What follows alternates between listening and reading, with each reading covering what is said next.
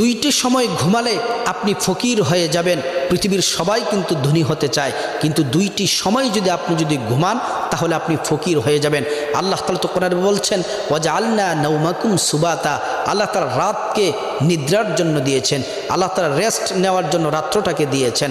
তো সেজন্যে আপনি যদি দুইটা সময় আপনি ঘুমান তাহলে আপনি ফকির হয়ে যাবেন, জীবনে সাকসেস হতে পারবেন না, সফল হতে পারবেন না।